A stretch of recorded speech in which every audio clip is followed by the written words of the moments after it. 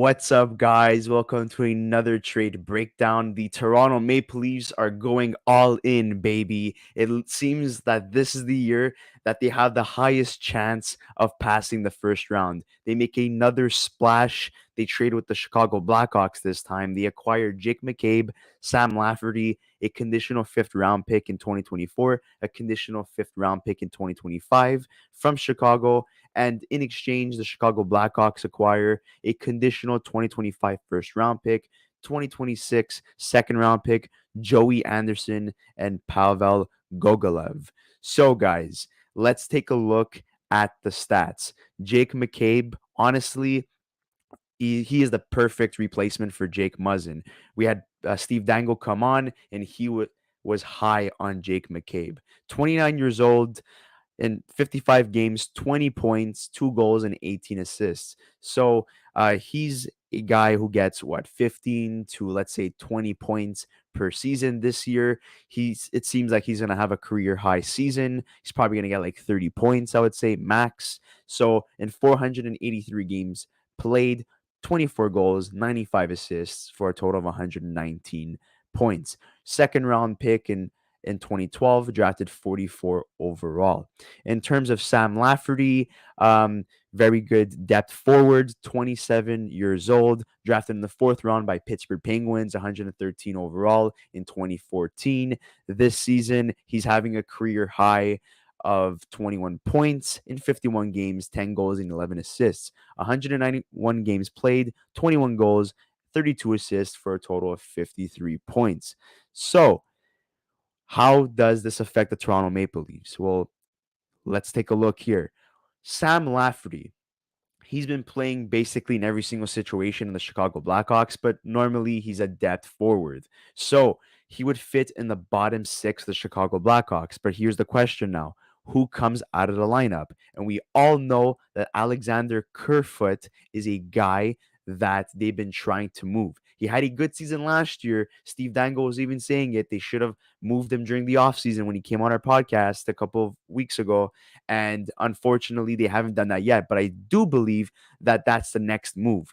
You're not going to acquire guys like Noel Achari, Ryan O'Reilly, Sam Lafferty, and Jake McCabe, and you're not going to move out salary. They're going to have to move out some salary. I think Alexander Kerfoot is the guy that will be out. In terms of Jake McCabe, honestly, he could be playing in the top four or he could be playing in the top six. So he could be a third pairing defenseman, second pairing defenseman, or first pairing defenseman. You could place him anywhere, but ideally, he is the Jake Muzzin replacement. Jake Muzzin is not going to be back this season. We don't know if he's ever going to be back. He's been dealing with a lot of injuries the last couple of seasons. So bringing in a guy like McCabe, who has a very similar playing style, very defensive defenseman with some offensive upside, that's what you get in McCabe.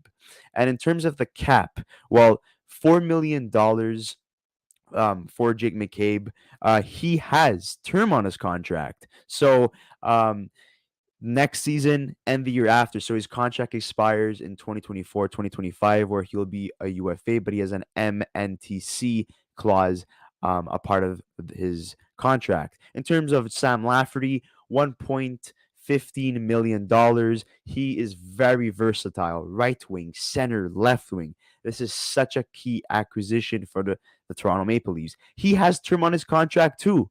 So he's going to be a UFA at the end of next season. This is fantastic. The Toronto Maple Leafs add two guys with term on their contract. You can't ask for better. And I know the asking price for Jake McCabe was a first round pick. That's what they end up giving up. And the asking price for Sam Lafferty was a second or third, and there's a second included in that deal. In terms of what Chicago gets, Joey Anderson, $750K is his salary. It's his last season. He's going to be an RFA, so they're going to own his rights. In terms of his stats, 24 years old, drafted in the third round, 73rd overall by New Jersey. He's only played 14 games this year at the Toronto Maple Leafs. In his career, he played 72 games at the Toronto Maple Leafs, 10 goals and 6 assists for a total of 16 points. He's a fringe NHL starter and most likely an AHL player. In terms of Pavel Gogolev, 23 years old, undrafted, has yet to play a game in the NHL. I don't know if he ever plays a game in the NHL. He's probably just going to be an AHL player. So we'll see what happens there. And in terms of his contract, 834K. He has term left on his contract. He's going to be an RFA at the end of this season. So let's take some questions here. So, yes, the Toronto Maple Leafs gave up a first round pick. So, great trade. I believe so too. Our first rounders don't matter. They'll all be late first rounders. Yeah. Our co host, great move from the Leafs, defensively minded D and has turned fantastic pickup. 50% retained on McCabe. That's important as well. And there's term on his contract. So that's fantastic. Go Leafs, go. Yes, I do believe. Yeah, this is huge. I do believe that the Toronto Maple Leafs at this point want to win really badly. And they've been wanting to win, but I think this is a move that dictates that Kyle Dubas wants an extension past this season because he will be at the end of his contract after this season. So he's trying to make every single move possible to make the Toronto Maple Leafs competitive, but also they also want to make sure that he gets a renewal of his contract. So, I mean, it works out for his own being, it works out for the team's own being, and the fan base is going wild. So, expect more trades from the Leafs. Yes, I do believe they're going to be moving out a depth forward. You don't add Nola Cherry and Sam Lafferty to the bottom six for no reason. They're going to have to move somebody there. And I do believe it's going to be Alexander Kerfoot, who's going to be moved by the NHL trade deadline. So just to clarify, guys, Jake McCabe, 50% retained by Chicago. So I just wanted to let you guys know that because obviously he has to fit within um, the cap space of the Toronto Maple Leafs, and they don't have that much cap space. Means Chicago will pay, yeah, exactly. Leafs pay $2 million, and Hawks play $2 million. That's correct, guys. Yeah, Kerfoot. Get a second for him. Maybe it's possible. I think they could get a third or fourth round pick for Kerfoot. If it was last year, the way that Kerfoot was playing, I do believe that they possibly could have got a second and maybe a B level prospect, but we'll see what happens here. Yeah, so you're just tuning in right now. So the return for Chicago is Joey Anderson, so an AHL player, Pavel Gogolev, who never played an NHL game or an AHL game, if I'm mistaken. 2025 first round pick. That's a conditional pick. Top 10 protected. Any 2026 second round pick. That's what Chicago gets. You mean Kerfoot going to be trade or waived? I think it's going to be a trade. I think if he's on waivers, I think he's going to get claimed. I think Dubas would like to get some assets out of Kerfoot, if you ask me. I've seen nothing of Chicago in a long time now. Is McCabe any good? Yeah, McCabe was having a pretty good season this year. One of the bright spots of the Chicago Blackhawks. Very good defensively, and he has offensive upside to his game as well. Another player will be moved from Toronto before Murray returns next week. Yeah, I believe it's going to be Kerfoot. A lot of rumblings about that. 2025 protected. Too far ahead for my taste. Colorado needs to make a move. Domi. In terms of Colorado, they've been linked to Nick Schmaltz of the Arizona Coyotes, so that's a possibility. Honestly, I don't know what they do, Colorado. I know they traded away Shane Bowers, who was a former first round pick. They got Keith Kincaid as goalie depth, and they brought back Jack Johnson yesterday. Nothing significant yet in terms of Colorado. Will McCabe back surgery be an issue in the playoffs? I think he's healthy. I'm pretty sure he's healthy. I think everything's fine with him. I think the one who's dealing with back issues is Joel Edmondson of the Montreal Canadiens. Hall could be traded too. Yeah, that's a guy that could be dealt as well, but Sheldon Keefe kind of has a preference with him. He really likes him for some reason, and he's benched Connor Timmins a couple of times, even though I believe Connor Timmins is way better, and that was a steal of a deal as well. Every single trade that Kyle Dubas made this year was an absolute banger. The Connor Timmins trade with Arizona, that was a banger. The Ryan O'Reilly and Nola Cherry trade with St. Louis, that was a banger. This deal is a banger, and I'm loving what Toronto's doing. They're going all in, and we know that Tampa Bay made their big move, and they acquired Tanner Gino yesterday, and yeah, that's going to be a hell of a first round for Toronto and Tampa. It's going to be a rematch of last year's matchup in the playoffs. Send Hall on his way. Yeah, maybe. Big W by Kyle. Yeah, I agree. Moving Kerf and Hall for Shen. I don't think Shen happens anymore. Apparently, it's been up and down these last couple of weeks. They're hesitant to move him because he's a good leader in the locker room, and also maybe they're not getting what they desire in terms of trade value. Tampa got fleeced. Yeah, guys, you should check out our Tanner Janot video that we posted late last night. We did a trade breakdown on that. So if you're a Toronto Maple Leafs fan and you're kind of concerned, oh, is this guy going to cause the Toronto Maple Leafs a lot of trouble in the playoffs if we do face Tampa in the first round? I give my whole breakdown there so you guys can check that out. Someone has to go to make room for Murray. Yeah, I believe it's going to be Kerfoot if I'm mistaken. Minnesota may be looking to sell Marcus Foligno or Dumba. They're actually going to be big uh, buyers at the deadline.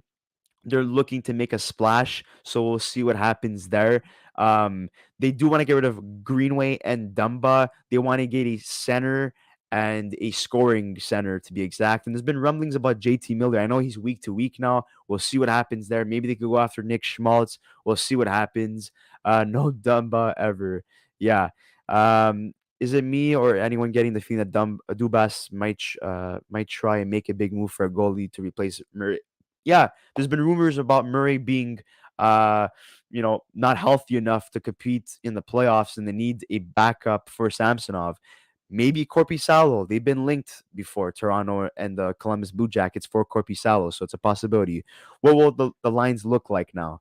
Well, like I was showing before, McCabe really he could fit anywhere in the top six. I'm guessing Justin Hall moves out.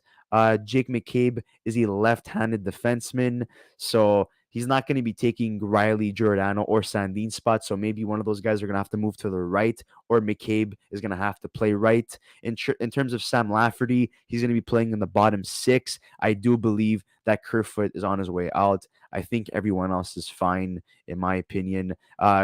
Jake, in terms of Jake McCabe, he could play in any situation, like I was saying. Sam Lafferty, he plays right wing, center, and wing. He's very, very versatile. So that's fantastic. But guys, if you haven't subscribed to our channel, please subscribe to our channel. We're going to be covering a lot of trades heading into the deadline. We covered the Timo Meyer blockbuster, Tanner Janot, the Dandanov trade, all those trades. So you guys could take a look at those videos as well. Is this good for Toronto? It's very good. It's very good. Their bottom six is amazing, and their defense is solidified, in my opinion. Surprised Cal didn't land Max as well. I think Max Domi might get re-signed by Chicago at this point. He's been a fantastic fit with them, so we'll see what happens there. Just me, or is anyone in the East just trading their whole draft stock for the next 3 years? Yeah, because the East is stacked this year. It's very, very competitive. A lot of people are saying that it's going to be a tight race till the end for the two wildcard spots with the Islanders, the Penguins, the Capitals, even though the Capitals are retooling or selling, whatever you want to call them. Florida, Detroit, and Buffalo. So we'll see what happens there. Sandin will be pushed down, if not out. Trust me, he's defensively awful. Maybe. Good deal. Yes, I agree. I wouldn't be mad if that useless tree Engvall gets moved. Yeah, that's a possibility as well. Does Lafferty have the grit to match up against Janot? Yeah, and he also has the scoring touch too. Engvall has good parts to his game. Kerfoot is just faster. Yeah, so I mean, it's really between them two, to be honest. Hey, man, just tuning in. Do you think the Leafs are going to have to move Kerfoot, Engvall, or Hall? I think, honestly, all three of them are possibilities to be moved at this point. A lot of Toronto Maple Leafs fans, based on what I saw, they're not really happy with any of these guys' games. So, I mean, we'll see what happens. Tampa trades all their picks every year, yet we have a lot of fans whining about picks. We'll see if it affects their playoff hopes, or maybe it. Well, we'll see what happens. Honestly, the East playoff is going to be a war zone. It already is. Yes, Mark Lafferty is a great grinder. Yeah. Sandin is way better defensively than Riley and is always moving and throwing. Yeah, I think Sandin is going to be one of their top defensemen for years to come, in my opinion. Uh, Angville plays like he's 5'5", not 6'5". It's a go big or go home year. Yeah, Cal Dubas is he's not under contract for next season, so he's trying to make a push. And also, Toronto Maple Leafs are tired of being eliminated in the first round. They're trying to make a statement with all these moves. Angville out and is coming. So, guys, that concludes our trade breakdown. Make sure to like this video. Put your comments in the comment section below. We'd like to hear your thoughts on the Toronto Maple Leafs side of this trade and the Chicago Blackhawks side. Make sure to subscribe to our channel if you haven't already. And we'll see you on the next episode of the Young Guns podcast. It was a pleasure to have all 245 of you guys tune in. I love it. And we'll see you soon.